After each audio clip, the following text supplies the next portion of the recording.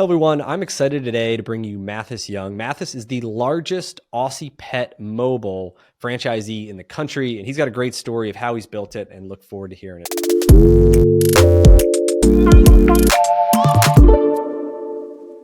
So welcome to the show, Mathis. Thank you.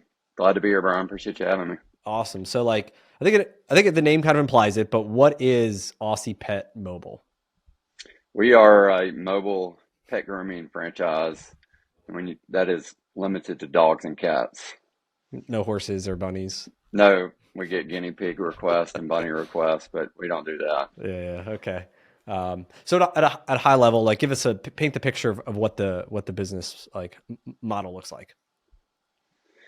So you mean from the begin? Or you mean like what we do on a day-to-day Yeah, basis? just what you do to day-to-day basis, and then we'll get into like the backstory and, Yeah. and all that. So I mean, it's very similar to any home service business where uh, clients reach out to us via text, via phone, via all the channels, and we schedule an appointment, and then everything's by appointment only, and then we go to their house and perform a service in our custom built mobile grooming van. Right, it's all self-contained. We don't have to hook up to anything at the client's house. We just perform that service in the van, and then move on to the next one. Awesome. So how big of a geographical area do you cover? So we service the entire greater Memphis area. We're in Memphis, Tennessee. We service the greater Memphis area, which, if you know anything about Memphis, it's in the corner of the state. So it's 5 minutes from Mississippi, 5 minutes from Arkansas. We do quite a bit of business in North Mississippi, but it's all suburbs of Memphis. Yep. So we go about an hour out and around. Okay. And give us an idea of the size of the business. Like how many vans, how many employees, what's your revenue? Yeah, so currently we have 26 vans. We just sold one the other day. I'm trying to roll off a couple of older ones, but we were at 27. We have 26 vans. We have 24 groomers, and then we have three people in the office that handle phones and all that stuff. I mean, we're basically running a mechanic shop too. So we have a full-time mechanic, we have a fleet coordinator, and then we have a fleet assistant, and then management team. Awesome. Cool. And what's your annual revenue? Last year we did 2.65 million, and right now we budgeted 3.2 million for 24. We're actually on pace, and we just adjusted our budget. We're on pace for 3.4 million. Okay. Awesome. Yeah. Cool. So how did you get into this business? You've been in for a while too, right? It's been many years. Yeah, we're in year 16, so opened the doors in September of 2008, and so if you remember anything about 2008, Yeah. that was Yeah. the It's a good time. financial crisis. So I was actually in banking at the time, which makes the story a little bit more interesting. Um, Really, I was in sales. I just happened to work for a bank. So my background is in sales. I mean, I was 27 when I started this business. I didn't have too much of a background beforehand, but yeah, I was in banking and sales. I did a ton of networking, and I stumbled across paths of a business broker, a guy kind of like what you do, Yep. and we got to talking, and you know, I thought my future was with the bank and moving up there, and he and I just got to talking, and one thing led to another, and um, Started yeah, a ended up franchise. going, yeah, Yeah. and I had no idea what I was doing. There you go. And what attracted you to the model at the time? Like, I guess, or back up a question. Like, did you have like a specific thing you were looking for to say, hey, I want like these attributes in a business? Like some people are very clear on that. Other people are like, hey, I'm open to anything. Like, walk us back at least to what was your mindset at that time? So actually, I referred him to my mom. My mom needed something to do, and then you know, long story short, my mom and I kind of really actually started this. And Really, no, we were open to anything. It really started with he was like, okay, I need y'all to take these assessments. I don't know if y'all still do that or not, but take these assessments. What are you looking for? How active do you want to be? And then based on these assessments we took, he came back and recommended, I can't remember at the time, Yeah, a couple maybe things. six, maybe eight Yeah. franchises, right? And we narrowed it down to three. And the reason why we chose this one was based on due diligence. I wanted a business where I didn't want to have to worry about people walking through the door. And this business, even 16 years ago, was in very high demand. Now it's in even way more demand today. Yep. But even back then, the due diligence, talking to other franchisees, you know, sales was not something that you really had to worry about. I called some people in Memphis, some mom and pops. They either had voicemails that said, "Hey, we have a waiting list of 300. If you want to get added to the list, leave your voicemail. Otherwise, we're not calling you back." That's good. Yeah. So that was really why we chose this, was like, okay, here's a business model where we're not going to really have to worry about sales too terribly much. And that's really why we chose Okay. it. Plus, I mean, we love pets. That But is. it was really the business model. Yep. Which is, mobile. So there's no like, I mean, at the time, I'm sure you probably didn't start with like a warehouse, right? You buy a truck, right? You buy the van. Yep. It's mobile. Park it in my driveway. You're parking in your driveway. It's recurring revenue, right? People sign up, right? I think most of your businesses, right, probably on a Yeah. subscription 90% is recurring revenue. is recurring revenue. And then Yeah. like, you do with pets, the hair continues to grow. Like that's not going to change, right? People are going to buy more pets, probably, if anything.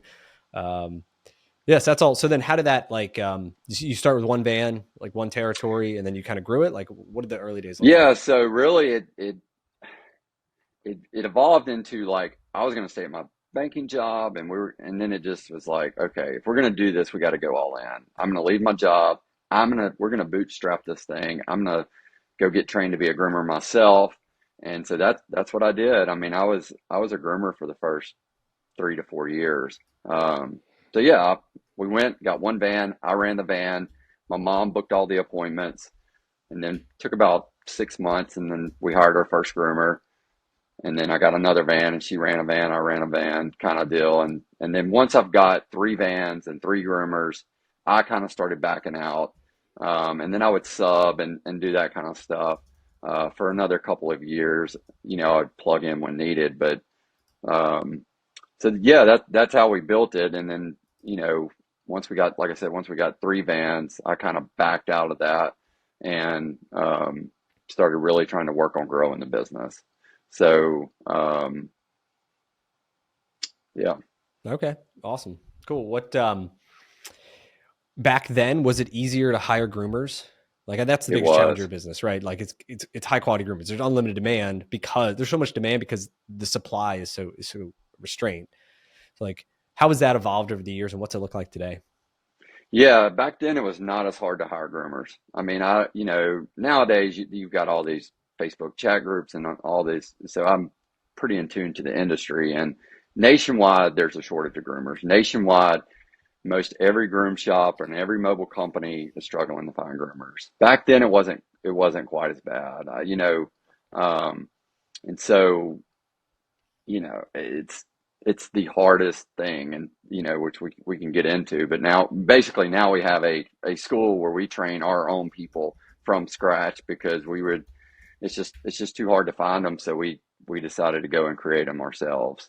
Um, but it's definitely gotten really hard to find experienced groomers. Yeah. Yeah. I mean, we feel that in the automotive business, right? Finding high quality technicians is the same thing. It's like, it's hard, right? And then there's the trade schools similarly, but a lot of the dealerships sponsor those trade schools and kind of get first pick and, Right. of those people. It's just becoming, harder and harder in all trades, right? I mean, grooming, plumbing, HVAC, auto. Yeah. I mean, there's a guy in our, I've got this, community of franchisees, and this guy has a nail business, and it's they hire like American employees, whatever, to do nails, and it's just can't find these nail techs. So Right. it's tough. Yeah. So we just decided to create our own Yeah, and trade so that's where school. the opportunity goes, right? Like you find the problem, Yeah. you just don't like roll over and give up. You figure out like, how can we solve this, right? And so yeah, let's kind of dive into that. So you realize, hey, this thing's getting harder and harder. Um, was there a decision point there to say, do we just like it is what it is, or like, or hey, let's like make this investment into building out our own thing? Yeah. And man, I'm just not cut from that cloth of just like accept the hand you're dealt. It's like, okay, do something about it, right? Yep. Like I used to do something about it. Like I'd walk into Petco and PetSmarts and hand out Yeah. business cards, It'd be and like aggressive, I'd an get on, aggressive tactic. Yeah. Yeah. yeah, I'd get on Facebook groups and start, chatting with groomers on there. And then it just became like, really what happened was in COVID, I mean, our business just skyrocketed, Yeah, right? yeah, yeah. And we wanted to meet the demand, but we really, we Just didn't brought know on how. some people that Yeah. we didn't need to bring on for culture reasons, and it ended up, biting us pretty hard in 2022. And um, so, yes. So we just had this idea. We had been training, say, 1 to 2 people a year on our vans, but like we are an appointment-based business. We're coming to your house. We're going to be there an hour. This groomer's been grooming for 5 years. She knows how to get your dog done in an hour. Well, for her to train somebody when she's only got an hour, Hmm. it's very limiting. And so we had done that. So we knew we could train people. We knew those people turned out really well if we hired based on the person. Yeah. You hired for If you love personality traits, animals, right? Yep. right personality traits, reliable, everything we're looking for in a stellar team member, but just train them to groom dogs, we knew that worked. And so the building we're in currently, we bought back in 2017. It's really too big for us. So we just we tried to rent out half the space, but we never could. So then we're like, hey, we've got all this space. Why don't we basically develop our own grooming school, right? We call it Memphis Grooming Academy. Basically, it is just a training center to funnel groomers to Aussie Pet Mobile. And so, you know, Aussie Pet Mobile is a mobile grooming business. We are a luxury service, right? If you Yep. call us, we are probably double taking them somewhere. Like what's And it so cost? What's basically, it we just cost fun. for a mid-size 35 pound, I don't know, mid-size dog? Our average price is 135. I mean, Okay. we do dogs at 100. We do Yep. dogs at 190, but our average price is Okay. 135. But if you have a $135 dog, we'll do it for 50% off at our training center. Now you're still getting our training director. You're still getting Yep. a Yep. great quality groom, but You got to you bring bring it them to there. us. Yep. You got to bring them. You got to Yep. drop them off. All that stuff. And so we've done marketing and stuff for over there, but really most of the clients over there are coming from people that think our other services are too expensive. Yep. Um, What's it cost that PetSmart or like your low cost competitor? it's roughly half, maybe Yep. not quite. It might be 60%, but if a dog costs 75, we're probably going to charge 140, 150. Yep. Yeah, like it's convenience factor of the time, and then the dogs get like this dog freaks out in the car, super stressed Yep. out, right? Like you have to deal with all that, and then if it barks at all the other dogs at the PetSmart, and you're holding it back, and for a lot of people, it's just like they Yeah, don't and want to you deal and with you're that, making four you know? trips a day, right? You're driving the dog there, you're dropping it off, you're driving back, and you're driving Yep. later in the day to pick it up, Yep. and you're driving it back. But I'll tell you, most people use this because they don't want their dog sitting somewhere all day. People love their dogs, and they do not want their dogs sitting in a kennel Yep. for 7 hours and being groomed for an hour, right? So we pull up, Okay. Yep. we Yeah. do In it and right out. there. They're in our van in an hour. Boom, they're back inside. People love to spoil their pets, and so So, you so know, as part of this training program, do you train people who then go and work for your competitors, or just other people, or they no, they they almost we all end up working for you, pretty much? 100% of them. Yep. Yeah. Is that kind of And so we end implied? up, Like, we run it kind of like a cosmetology school, except we only train for our own business. We do not train for other people. Uh, but and we you, make them sign a tuition contract, right? Like if you go to cosmetology school, you're paying that school. Well, these people don't pay us, but they're signing a contract that, hey, we're investing $7,500 into you. If you leave us within 2 years, you're going to owe us that tuition back, prorated. Um, so, I mean, if they left after 6 months, yeah, they have this education, but they're going to owe us back yep. whatever the prorated amount is. Have you had to pursue that? Oh yeah, and it holds up in court. Have you ever, So, I mean, do you actually get paid though? I mean, it holds up, but like most of the times, yeah. I you mean, get a they either, judge, you get a judgment. yeah, I've gotten a couple of judgments. Yeah, yeah. Um, And that's Most of enough. them There's some stick pay with you, right? before it gets to that Yeah, yeah. And like, because it's like once the attorney reaches out to them, it's like, okay, yeah, yeah. but And so how long does it take? So I implied your Indeed ad, you like me, you think I'm friendly, I like pets or whatever. I fit the mold.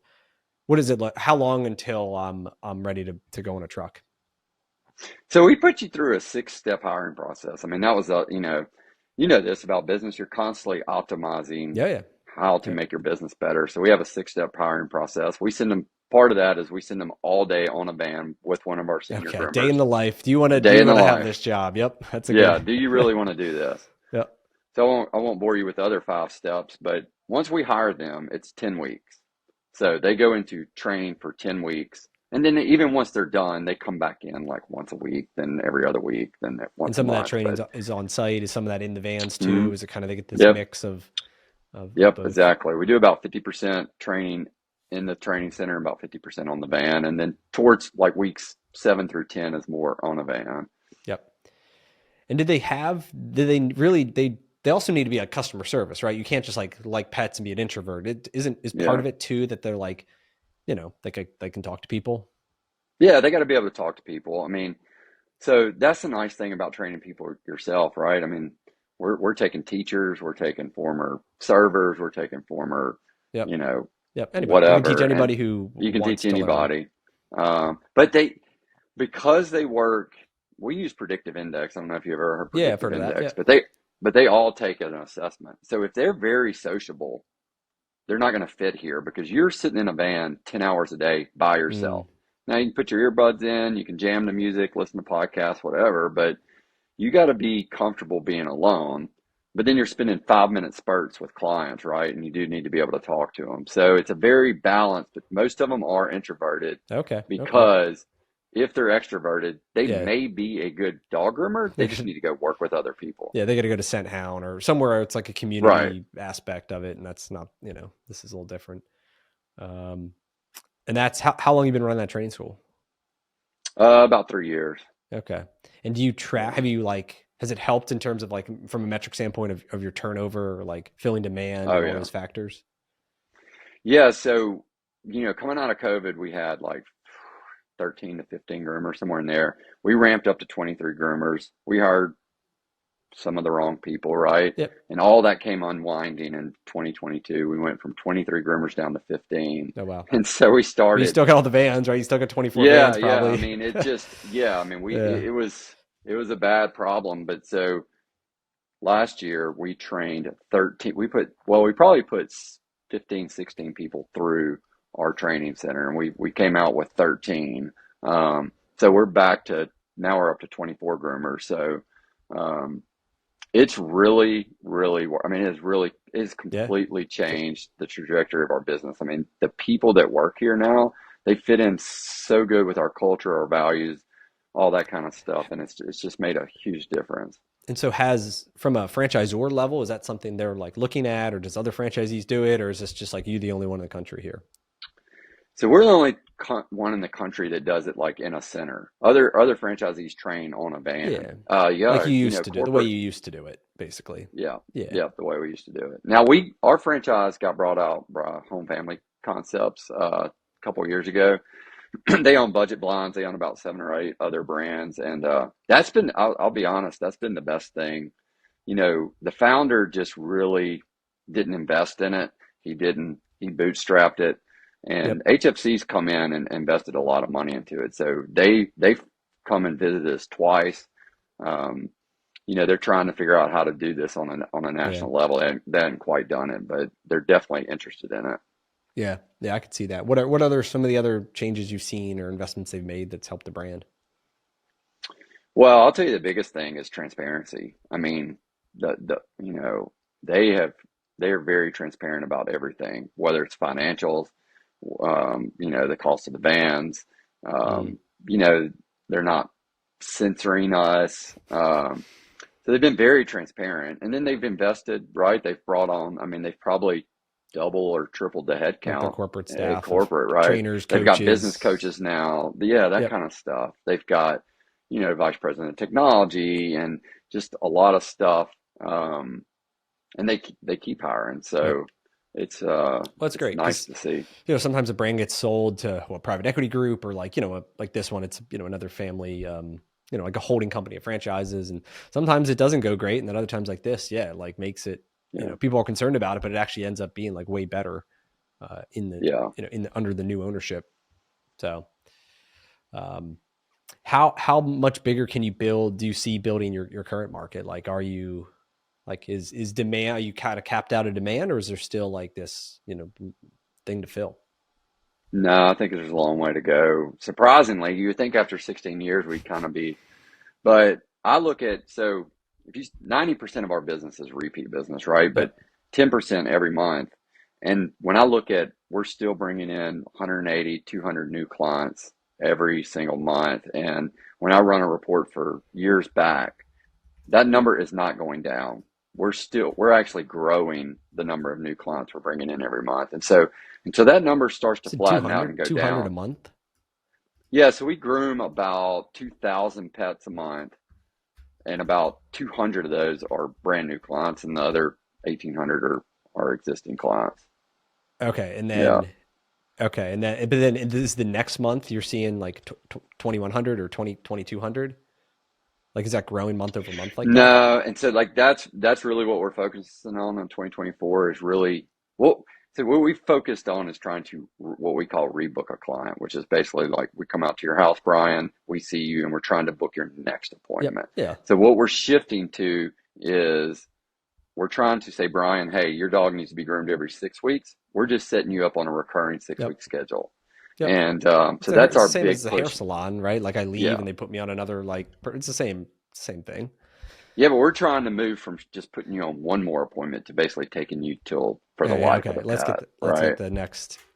Like we're booking you out for 2 years. Okay. And you get a text Um, message, a couple whatever to lock in the yep. time and put all that. And Okay. if you need to reschedule, we can reschedule, but we got it set up for And the you. software handles all So that for you. Like that's not a problem. yeah, yeah. Yeah. And so um, yeah, and so I think the Memphis market, even I think it could hold $6 million. I mean, I still think we could grow You double, double what we almost double what you're are. doing now. Yeah, I mean just And think then about we've how many talked about expanding to other com- markets as well, but it's tricky. yeah, so let's talk about the complexity kind of the business. There's all these different types of businesses, right? You can get very simple businesses like, I mean, on the pet side, like dog poop pickup, like duty calls, right? You pick up dog poop, super Right. simple business, right? And then, you're probably on the more complex side of it because of the mobile, because of the technical, because of, doing pets. So you talk a little bit about that, just of, I don't know, I guess maybe your view of like that, the complexity, and then how does that, like, does that put a constraint on your growth, or what would you do differently? Yeah, it's definitely very complex. It's not, I mean, in a lot of ways, it's a simple business. It's mobile dog grooming, but in a lot of ways, it's complex. I mean, the biggest way it's complex is not only are we running a mobile dog grooming business, we're running a mechanic shop, right? I mean, now we don't have 10 mechanics out there, but, you know, we are running a repair shop. Like I said earlier, we have, three people in our fleet department. We're constantly, there's not a Yeah. day, Yeah. So that we're not working on vans. what are some of the issues that the vans have that the guys are constantly Well, fixing?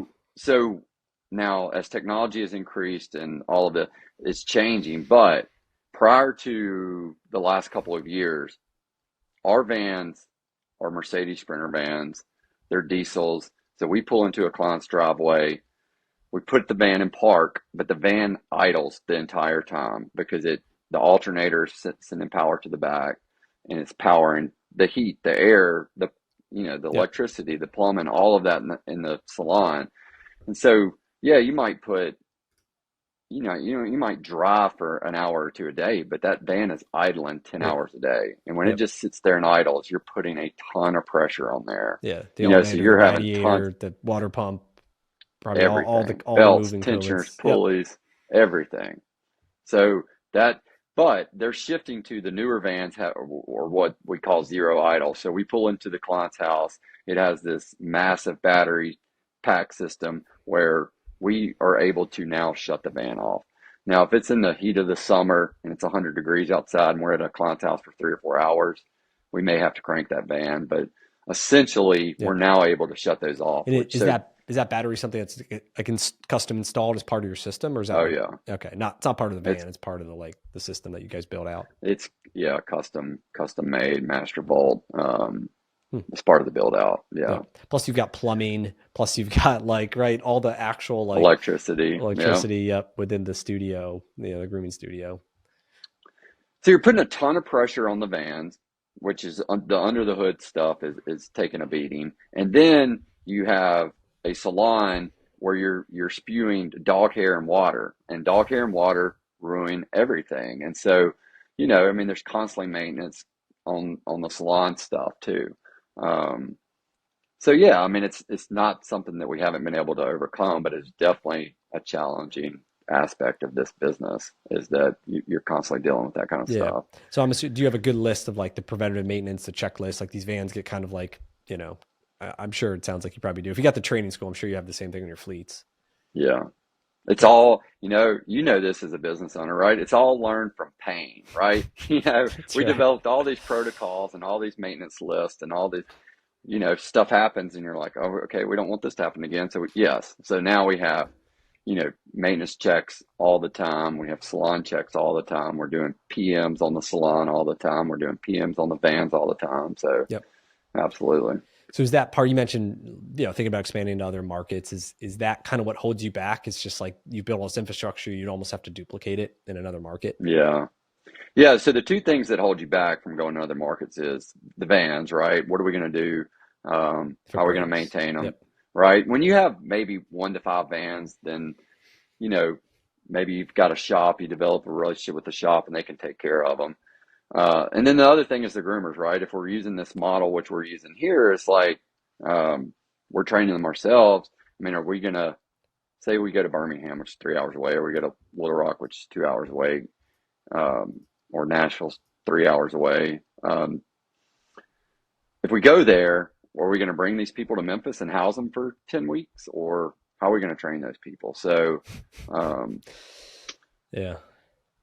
we're trying to Yep. spend 2024 really buttoning up Memphis and seeing how How much we can profitable get you can this, make it. Yeah. well, profitable, but really like how can we make it without to limit the chaos, right? Like how can we get it down to where this thing is running like a machine? And then if we can do that, then we can go look at other markets. Yeah. But Okay. So more of the um, systematized, aspect of it.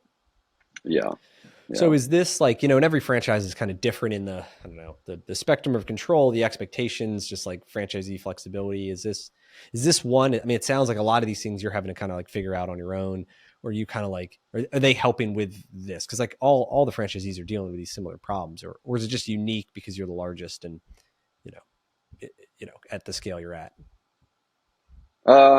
Both. I mean, every franchisee is dealing with this, but on a lesser scale, I guess. Um, Most of them don't have their own mechanics, right? There's very Yep. few that have their own mechanics, but they're dealing with the same issues. Um, it's just different. I mean, now that HFC's come on board, I mean, look, there's still a lot of room for improvement. There's a lot of room for more support, more help with this kind of stuff, but they're helping. Um, I've figured it out, right? When I first opened, it's like, hey, I leaned on them a lot, but then you just start kind of figuring it out yourself and what works for you. So, It's awesome. Cool. Are you, any advice for somebody who's like just getting started? A lot of people listen to this, or in their corporate, they're you 16 years ago, whatever. You're a banker, you're in software. Any advice like you would give people that they're just kind of starting out in terms of like how to find something, how to vet something, just all the stuff you've learned in being a franchisee for the last decade plus? I mean, the biggest piece of advice is like you just got to go all in, right? Like people that want to tiptoe into business ownership, people that just kind of want to like, hey, I want this as a side gig. Like, I don't know. I'm sure it works for some people, but if you have a lot of capital and you can go pay somebody 150, $200,000 a year to run your business for you, but Yep. I just think people like find something that you're really passionate about and really go all in on it, and you just can't tiptoe into it. It will, there's a reason why most businesses fail. There's a reason why, owning a business isn't easy. And one of the best ways to ensure more success is find what you want to do and then go do it and and be all in. Yep. And what's your path forward look like in the next 5 years? Do you think you'll get into this? Do you think you'll get into something new? Like what's your kind of goals? Yeah, so I mean, one of the things that's really helped us in the last, couple of years is developing a team under me, right? Yep. I've usually had a manager under me, but now we have a general manager under me, and then under our general manager, we have a grooming manager, sales and service manager, and a fleet manager. And so that's changed everything as well. So, um, the plan is actually I announced to our leadership team, and then I announced to the entire company earlier in January that my goal, not my goal, I am backing out of day-to-day operations. I mean, basically backing out of kind of probably what you're doing Yep. with your Midas stuff, but we are spending all of 2024 developing everything to get me out so that by the end of 2024 that I'm basically completely out. I mean, I will still, right? I'll still look at numbers. I'll still Yeah. look at Still be metrics. I'll there. still You're be still there. give the calls to Right, congratulate, but like, yeah, they don't come to you for stuff that somebody else can handle. Right. right. Um, So I'm all on board for where they want to take this thing. If we want to go to other markets, I'm on board. I am actively with business partners looking at other businesses. I've been looking at other franchises. I've got a meeting later today, looking at it's an existing business here in Memphis. And so I still have this urge to, you know, keep doing stuff. I love owning a business. I think it's fun. I think it's challenging. It really stimulates my creativity. And yep. so I'm looking for other opportunities. Yep. Yeah. It's awesome. Yeah. I mean, I'm the same way. And it's like, so it's fun solving the new problems, but then eventually it's kind of like, all right, as the visionary, right? You see the vision, you want to go achieve it. And then really need the integrators who then can do all that kind of that daily, the checkbox, the execution. And, sometimes it can be draining. Like as the visionary, it can be draining to have to do that, all day, every day. Yes. So, And that is like, I know you're probably about to ask another question, but we haven't really gotten into that. But, EOS, we started yep. running our business two Yeah. years ago on EOS, and it's been life changing. And then once I read Traction and I read Rocket Fuel and all that, I was like, oh my gosh, I am a true visionary. No Yeah. wonder I'm so frustrated being in the integrator seat. And so now that have a general manager, he's the integrator, and I'm able to step into the visionary seat. I'm re-energized. I'm ready to go. And when a visionary gets sucked into the integrator, it is draining. Yeah. And so, yeah, it's been life changing being able to go through that process and really And see does it. your business, does EOS, like, does that structure work well? Like, do you follow it? Like, Oh yeah, you're we like to a follow it to a T. T. Do you hire, did you Yeah, hire an implementer to help? we did for a year, and then once we kind of figured it Yeah. out, Yeah. we kind of do it ourselves. So the first year, which was 2022, we had an implementer, and then last year and this year we've done it ourselves. But So the shit hit the fan. You brought in these people, a bunch of people quit. You went down to 12, 14 employees, and you said, oh shit, we got to do something about this. You started EOS, and then that puts yeah, you back on this journey to like develop your own training school, hire all these people, get yeah. you out of the role. Was that kind of like, was EOS kind of the accelerator of those changes? Yeah, absolutely. As I mentioned earlier, pain is a great motivator, right? Like, Because we you were like, experienced all this pain. something's got to change, right? Something's got to Nothing. change. Yep. Actually, what I did, I picked up the phone and I called a guy that I know. He's a Vistage. I don't know if you're Yeah. familiar with Vistage, Yeah. but he's a Vistage chair. So I joined Vistage, and I found out that Yeah. A lot of 80% of the Vistage people EOS in, guys do, or they're all running EOS in yeah, it's there. like the And so, same. Yeah. so that's kind of how I got it. And man, it has been a lot of hard work, but it's really changed our business. Yeah. It's awesome. But we stick to it. Yeah, that's the chat. So we've tried. This is why I ask. 'Cause a lot of people try and they can't do it. And our biggest challenge has been like, I mean, it's commitment level. So I'll take some of that. But like part of it is like the way we run our company, because they're location based and we're market based. So I'll have like, 8 locations run by a single guy, 8 locations, 8 locations, 8 locations. But that one person then kind of like does everything within that, like his pod, right? He's responsible for sales, he's responsible for operations, he's responsible for like the hiring. So it's like we had trouble with like the division of labor when it came to Hmm. like, you've got like the 3 thing, right? You've got like sales, finance, and whatever operation, right? So I think that's what it is. But then we had the structure where within each division, like that one guy was responsible for all 3. And then, and then we tried splitting it. I don't know. We had like structural issues that we couldn't get over it. We try to do pieces of it. We try to get our leadership team to have like, the rocks and like the updates, and Yeah. we're like we're like a quarter there. It's hard. It's you gotta like I think you gotta be all in. Otherwise it's kind of If like you commit to it and do it's it and bits get and it, pieces. Um, it's but yeah, and I can it's see in changed yours it. because you've got a clear operational division, you've got a clear sales, you've got a clear like finance admin. I think your type of business it works. It's an awesome model. At least in Yeah, these multi-site ones, it's been a struggle. So, but yeah. anyway, that's awesome. Yeah, and for anybody listening, go check it out. Traction EOS. I'm sure a lot of people have heard of it. It's been around for years, and I know it's helped a ton of businesses, like you said, transform because it defines roles, responsibilities, accountability. It gives you this playbook that you can kind of plug and play into your business.